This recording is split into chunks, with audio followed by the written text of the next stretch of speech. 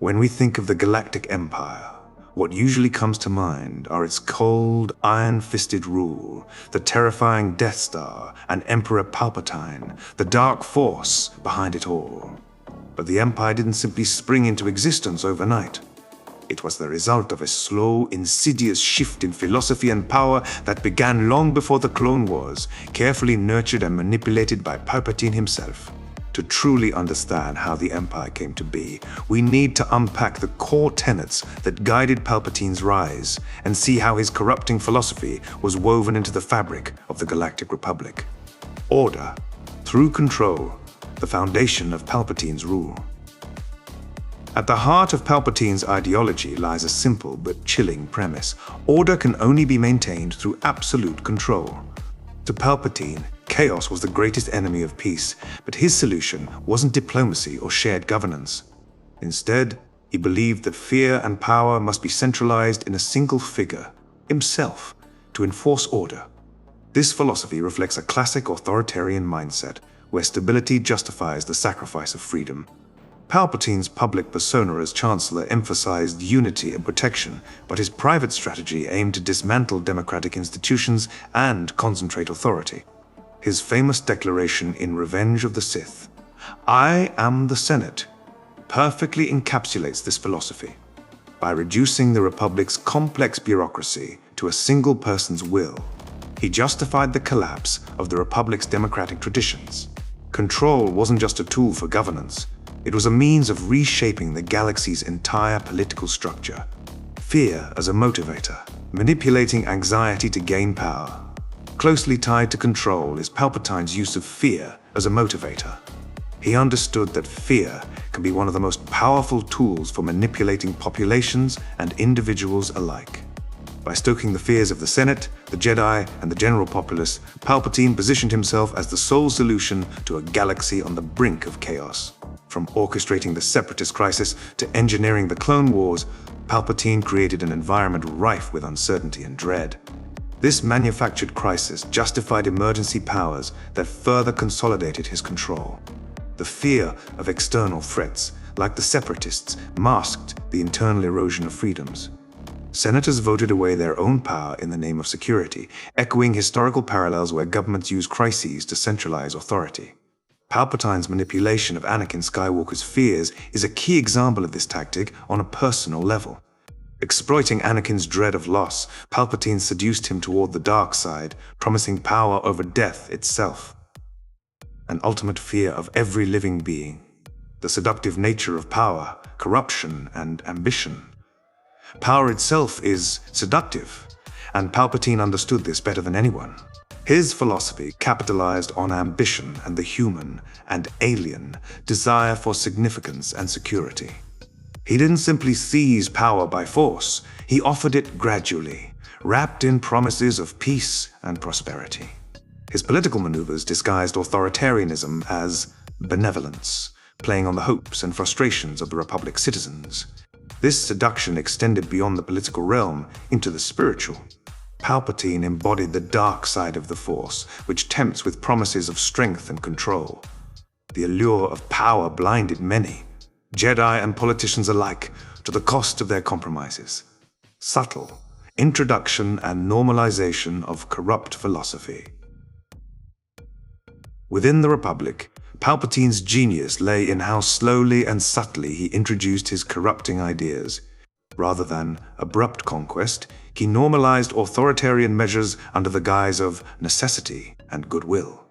Early in his tenure as Chancellor, he pushed for incremental expansions of executive power. The creation of the Grand Army of the Republic was framed as a defensive measure, yet it laid the groundwork for militarization under his control.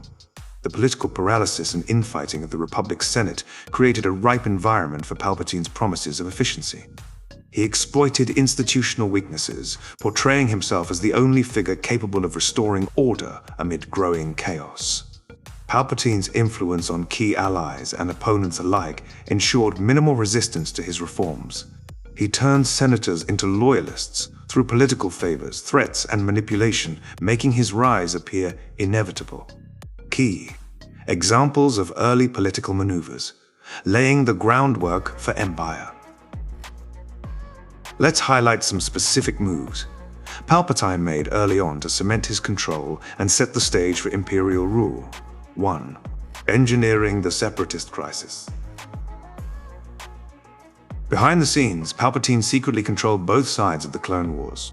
By fueling the Separatist movement through his apprentice Count Dooku, he manufactured a galaxy-wide conflict.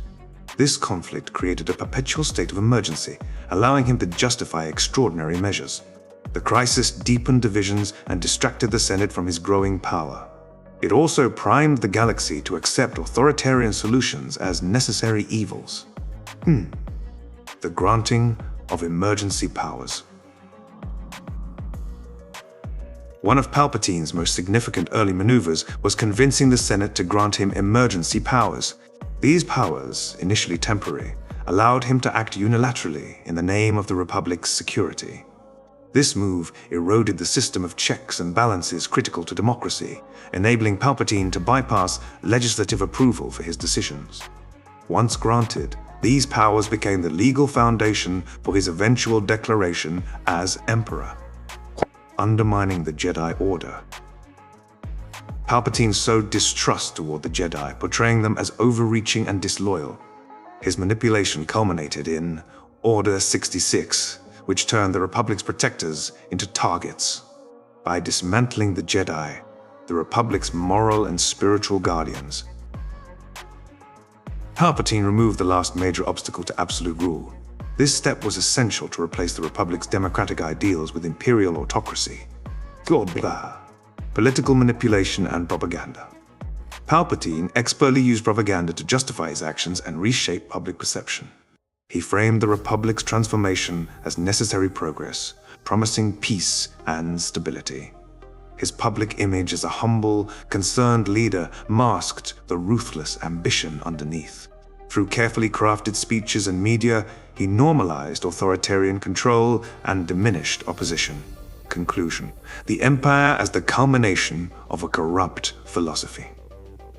It was the culmination of Palpatine's corrupting philosophy, a dangerous blend of authoritarian control, fear manipulation, and seductive ambition.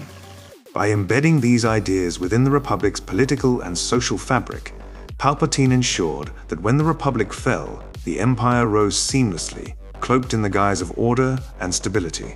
Understanding these seeds helps us see that the Empire wasn't just an evil regime imposed from outside, it was a systemic collapse from within, orchestrated by a master manipulator who understood that true power lies not just in weapons, but in minds and hearts. This deep dive into Palpatine's philosophy gives us a clearer lens to view the galaxy's tragic fall and the enduring lessons Star Wars offers about power, freedom, and corruption.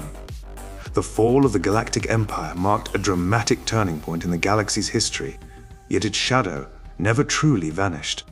From the ashes of the Empire's defeat rose a new threat: the First Order, whose authoritarian structure, military doctrine, and ideological ambitions bear a chilling resemblance to the dark legacy left behind by Emperor Palpatine.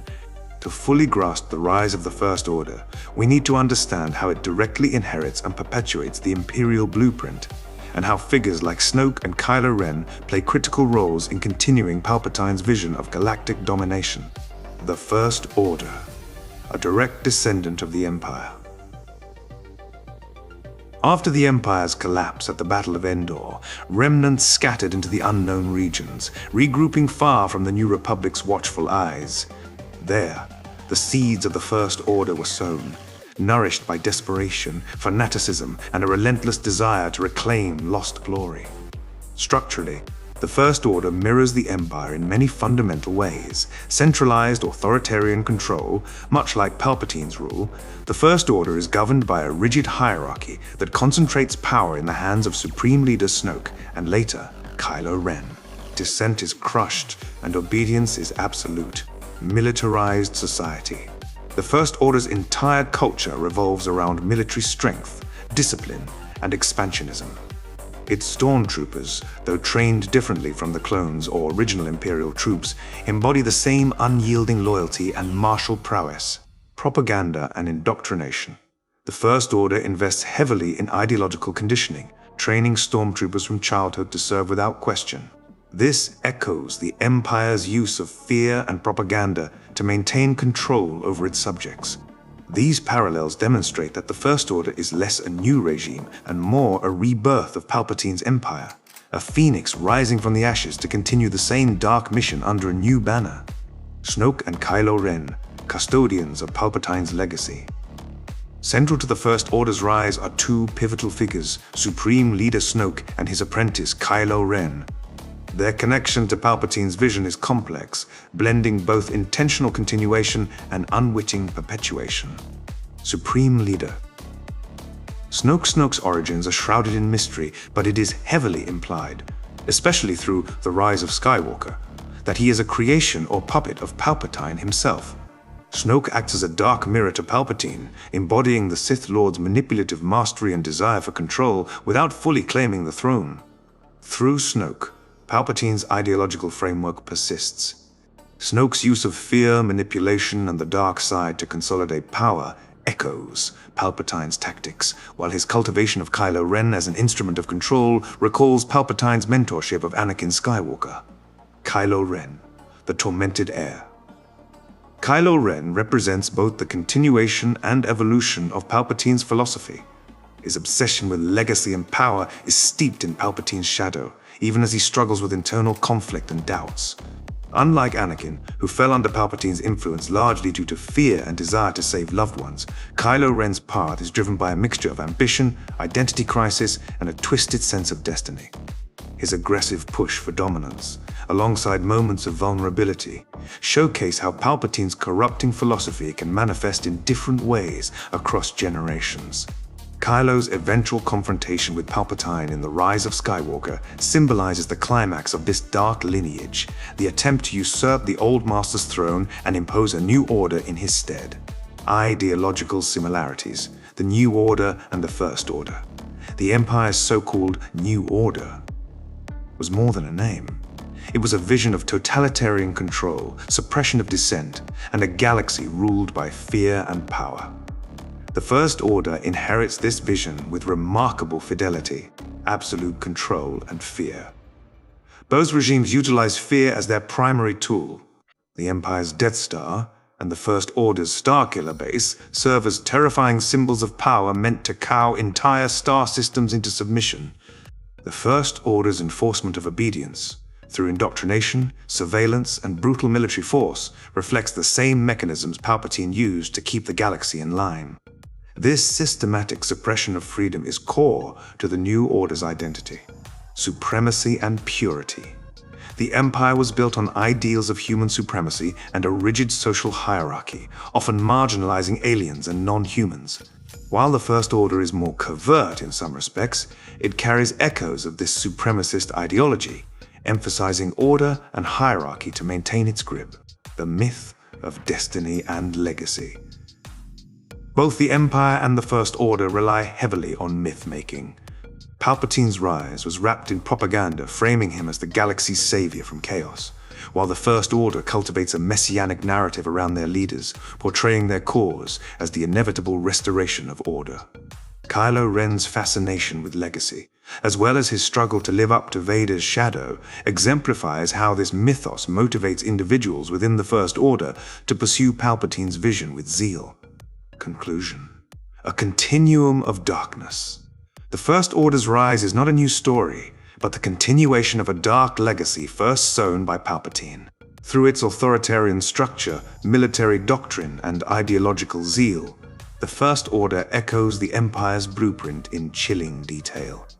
Snoke and Kylo Ren serve as both custodians and evolvers of Palpatine's philosophy, demonstrating how corruption and ambition can transcend generations, morphing to fit new contexts but remaining rooted in the same thirst for control. Understanding this connection reveals that the galaxy's battle between freedom and tyranny is an ongoing saga, one where the ashes of past empires fuel the fires of future conflicts. The First Order is not just a new threat, it is the echo of an old nightmare, reminding us that vigilance is the price of liberty.